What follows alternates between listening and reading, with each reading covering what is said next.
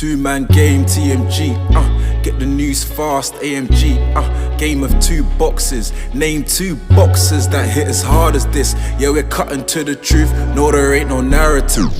Eyes up on the cup this year, hear the stadium erupt this year. For my team, TMG.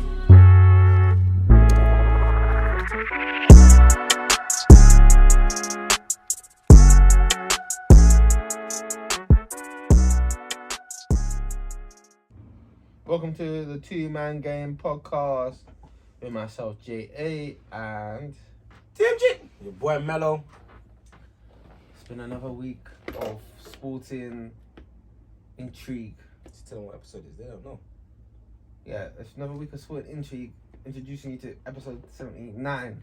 79 and out. Almost there, almost at 80. That's enough, I guess, 70, on the milestone. 79? 79? There's no number of significance that I know of. Oh, what happened in 1979? There was no Euros, no World Cup. I can't remember who won the NBA chip. Probably Celtics. Might have been the Oh no, Supersonics. Might have been 79. Who's on the Supersonics team? There's no Olympics, nothing, yeah. Who was on that Supersonics team? In the 70s? 79. Oh, God. It's like a team that everyone forgets. But I'm one of those people that forget. Well, Who's in it? one of them was a Celtic. Oh, no, he was on Blazers. Bill Walton. Nope, not him. 79. Dennis Johnson? Yes. He should be a Hall. Why is he not a Hall of Famer? He's not a Hall of Famer, man. Should be. Defensive Player of the Year, how many times champion? He was the MVP. And how's he not a Hall of Famer? Come on, man. Flipping hell. Dude, that he's not a Hall of Famer. It was a defensive stopper still. How many championships did he win? 2, 3? 2, 3? He won 3 championships, yeah. 2 Sonics, 1 Celtics. One Sonics, 2 Celtics. And there's a finals MVP, And he's not defensive. 5-time NBA All-Star, And he's not a Hall of Famer. 1-time All-NBA first team, 1-time second team, 6-time NBA All-Defensive team. And he's not a Hall of Famer. You got guys like 3 times. these Europeans, these random Europeans that are Hall of Famers. But it takes into account more than just your NBA can records. It's basketball Hall of Fame. You need to make an NBA. Wait, he's actually not in the Hall of Fame. No, actually he is. 2010 he got inducted after his death. So or maybe I heard someone say he's not a Hall of Famer. I think it was Shannon or Skip. That's why you can't take. He is. That's why you can't take what these guys say to the bank. Some of their stuff be wrong. Mate, yeah, obviously, but when he was alive, he should have been put in the Hall of Fame. I don't know why they waited till 2010 to do that for him. With all that credibility. We Tracy McGrady in there. Anyone can get in there, Tracy can. Anyone. Tracy's there for vibes. It's just ultimate vibes. Because he did a couple, he won a couple scoring champs. Tracy McGrady is in the Hall of Fame. Him and Vince Carter, 2 of the most non-consequential careers in NBA history, but The most wasted careers. They're just pure vibes, Dons. Pure vibes. Anyway, I want to talk about something great. Let's give it basketball. You want to talk about basketball? To start off with. You don't want to talk about... Okay. So, what was it? Well, obviously, a lot of things have changed since our last podcast. We now know the NBA finalists. How do you feel? Well, I think we spoke about Golden State. Did we speak about Golden State? Beating Dallas in our last podcast. I believe we did. Yeah, we don't need to go into that anymore. But let's talk about Boston, Miami. I think there was 2 games, the 6 and 7. I think we can dissect both. Talk to me about Game 6. Jimmy Buckets, my man. That's why I got his jersey. In the regular season, he's not really doing much. Kind of floating because he's an experienced guy. He knows that's all about the playoffs. He turns all the way up. Get turned.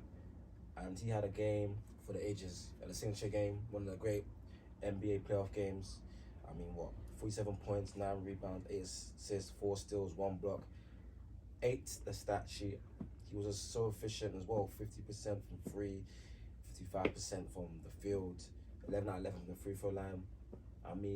Jimmy, he kind of gets skipped because I don't know why. Maybe because he's not in his probably to do with consistency and the lack of free, and the fact that obviously he hasn't won a championship, but he always gets skipped as a superstar type player. He can play to a superstar type level because people are already I don't see guys like what's called Jason Tatum, which he probably end up becoming one, especially if he wins the finals. Tatum is not a superstar. But people are trying to say already, but Jimmy Butler doesn't really get that sort of notion, and when people make their top tens, he always seems to get skipped. But you know, Jimmy Butler took over. The Celtics, they're a bit hot and cold at times. I mean, like, you know, they ideally would have liked to think they would have punished them here at home in Game 6, you know, get done early. But yeah, I think that was more about Jimmy Butler's brilliance, and he came to play, and that was that. I feel like that Game 6 is what veteran teams do when their backs against the wall. They had contributions from Tucker, even Lowry was good. Strauss played up, but when your back's against the wall, as Miami did, have a last stand. Jimmy Butler is always good under pressure. You know, he's a man that doesn't get overruled by the moment. You know, he's got a lot of heart. I remember him telling LeBron he's in trouble in the NBA Finals. That man has irrational confidence, and you need that from a superstar, and it pays off sometimes. The way Jimmy Butler played in that game, played with no fear, not scared, and he walled on his troops. 48 points in a 47 in a elimination game. You know, stuff of legends, and to win, it's something special. I think it's one of the best performances of the playoffs so far. Put that up there with Luka's Game 7. Yeah. Luka's Game 7 is one. I'm trying to think of another good performance in this playoffs. I think Giannis had a couple. Giannis is one in a losing effort. The Game 6 was special, but Tatum was good. Tatum and Giannis in that game, that was quite good. I think Steph has been consistent. I haven't got one signature Steph game of this playoffs. Been quite consistent. I think Jalen Brunson against Utah when he went for 41. Dinwiddie against Suns. Suns as well. Especially for a role player. For a role player to step up and drop 30 as well. Very, very impressive. I'll give Jar's one in Game 2 against Golden State. I think, what did he get? Was it 47 or something? 47 as well, yeah. Yeah, he had a very good game, but I think Butler's one is the most impactful of those ones. I think him and it's quite tight between him, because Dungy's one was kind of like he just stole the soul. Butler was continuously battling through it, so that was good. But the Game 7, the Celtics are just overall, from top to bottom, they're the best team in the NBA, man for man. You think? I think their depth. They know they're only gonna play 7, 8 guys, and the 8 guys they have they have at least 7 guys they can trust, and an X factor. Like Pritchard is not a guy they really trust, but they know if they can put him out there, he can. Man, a couple. He can man. Like you go for it. Smart, Brown, Tatum, Orford, Williams, White, and what's his name? The guy that killed the big three, Grant Williams. Yeah. That's 7. You have 7 guys that are two-way players. Yeah. Athletic, you know, kind of well-rounded players. You know, there's no real defensive weakness. I mean, like I said before, Giannis had to go out Jaylen Brown as a defensive weakness to get the favourable matchup. Obviously, when White's on the floor, he's a bit smaller, but White's also a very capable defender. Yeah. So, yeah, 7 guys that there's no real weakness there. It's a solid team. Obviously, when you go further down the list, you've got guys like Pritchard. They don't really even go, but it's 8. They're not going to go any further than. I mean, Pritchard, if you want to spread the floor, need some threes, Pritchard's a good guy. They're never going further than Pritchard. They're not going to bring in no Aaron Neesmith or any. Tice. Sometimes Tice as well. Yeah, so. Yeah, but those two, Pritchard and Tice, they might not. It's just dependent. I don't foresee Tice and Pritchard really getting minutes in this series against Golden State. But yeah, from top to bottom, they just had more depth than Miami. Miami, they were just lacking something. Obviously, Hero missed some games. That's Hero. If Hero's at full tilt, I think he might win it. I don't know. 20 point per game scorer. Good ball handler. Can make Defensively, plays. though. He can hit threes. Well, defensively, you know, to be fair, yeah, you're right. He might give up the same 20 points he's making. But, you know, Hero was, especially in the half court, Hero was their reliable. Yeah, he was their go-to guy. So for him to miss a lot of those games was, so that's why people not really favouring the Celtics for the final, because they've had, you know, There's just very up and down. There's that, and they're running to the finals. They've had a lot of luck. I mean, the only time they had no luck whatsoever was against But as you can say, luck. But you need luck. You need luck. Whichever way you look at it, because obviously during the season, Kyrie didn't play that many games, and so the chemistry that he could have built with his team wasn't to his maximum. Obviously, Ben Simmons was injured. But you can even say at Golden State, you've had luck. My man got injured. It's true, but I'm talking about every round. Bucks, Jokic. He faced Jokic with no one else. It's true, but Bucks as well. No Chris Middleton. No Middleton. Middleton's definitely win, probably in 6. I think Bucks would have. Yeah, I think Bucks would win in 6. Middleton. And obviously the finals, he was in and out. Kyle Lowry was not 100%. But then, like I said, the Golden State, Jokic had no Murray and no who's the other guy again? Porter. Jar got injured, and obviously the Mavericks done well to get there. Yeah, just done well to get there. So I mean, to be honest, there's a lot of stars we're missing from this playoffs, anyways. That's LeBron, Kawhi. PG, But it's gonna be like AD. that now because the talent is so spread. You're gonna have big names at home regardless. Think about it, even if you look at the West and East next year. No, West. Look at the West. Okay, everyone's back. AD's back. Kawhi, Paul George, Dame's back. Who's getting knocked out? They should be leaving somewhere. I think what's it called? Will be out. The Pelicans. You like to think the Pelicans and Timberwolves. They're gonna have Zion back. I don't know if that. Anthony Edwards is only gonna get better. That means if Zion's not even gonna play. That's true. But Anthony Edwards is only gonna get better. Who's dropping out of the 8? I mean, it's true. He's not only gonna get better. You're only gonna see superstars. Even last year, didn't Steph miss it? Yeah. Welcome to. He did. He missed it. Now his hair saying a lot. What's he saying? Oh, it's in the finals, isn't it? It's saying it's in the finals. Anyway, talk about finals. Who do you think is gonna win it and why? And how many can make it for this? So it could go either way. Obviously, I'm gonna go with the Celtics. I feel they're gonna rise to the occasion. They won't be overruled. They may be overruled in phases, particularly games they will lose. I think they'll do it in. I think they'll do it in 7 because they're gonna give Golden State some chances. But I feel they have enough guys that can guard Golden State properly. These guys can guard multiple positions. I feel Tatum right now. He's better than Steph. If not better than Steph, he needs to approximate him. But I feel Jaylen Brown's better than what Klay Thompson is producing right now. That's how I was even saying. Don't be surprised if Jaylen Brown sneaks the. I saw that. Don't let him see that finals MVP because if he does, that's going to bad on Steph and the bad on but technically on Tatum as well. The thing is, Tatum and Brown, they're just so inconsistent. It's just like it just makes it so hard for you to say which one is. But if you look at the last series, you could say that Brown had just as much of a case as Tatum as being the Finals MVP, Conference Finals MVP. Yeah. It's just I don't know. Those two do you know what they are? They're half superstars. No, two. Well, Tatum is a half superstar, and Brown is just always going to be a star. But what they accumulate together is like a star. It's like a superstar and a bit. It's just enough. And then the other bits together as a combination make the Celtics what they are. I put the Celtics in 6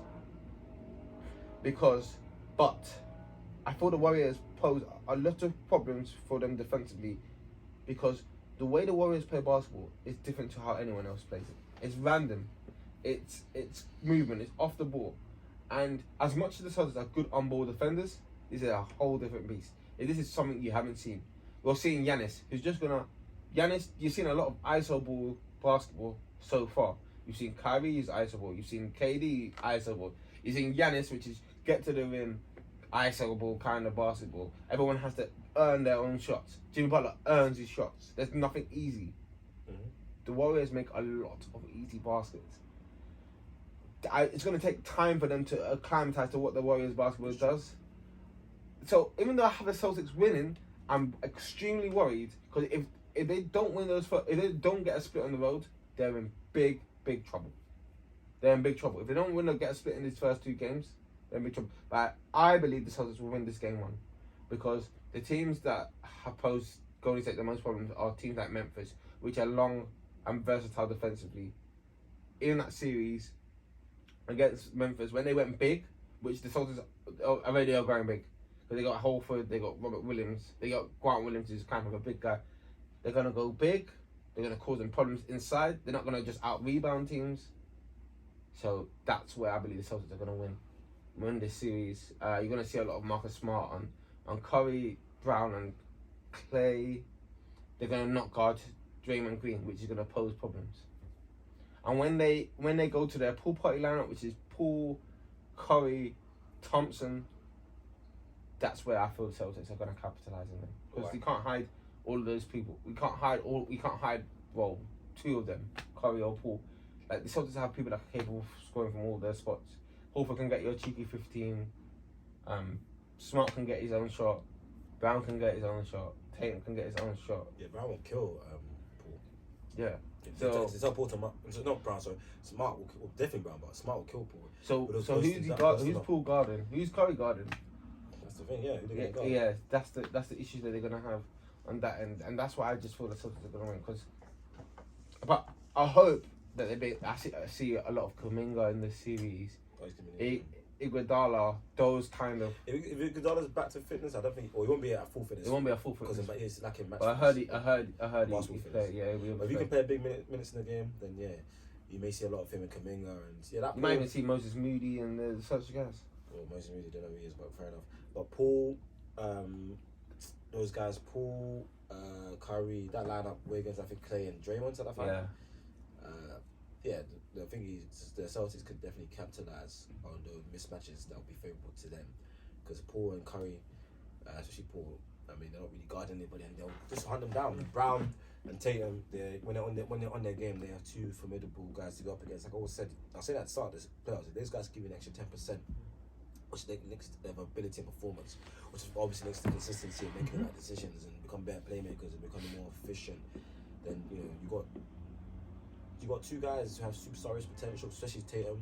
I feel Brown can at times approximate a superstar, which he has done for these playoffs. So, you got two-way wings, make a shot, athletic. They're built right. They're built right. In the basketball, it's wings that win championships, isn't it? It's changed since the 90s. It's since Jordan era, it's wings.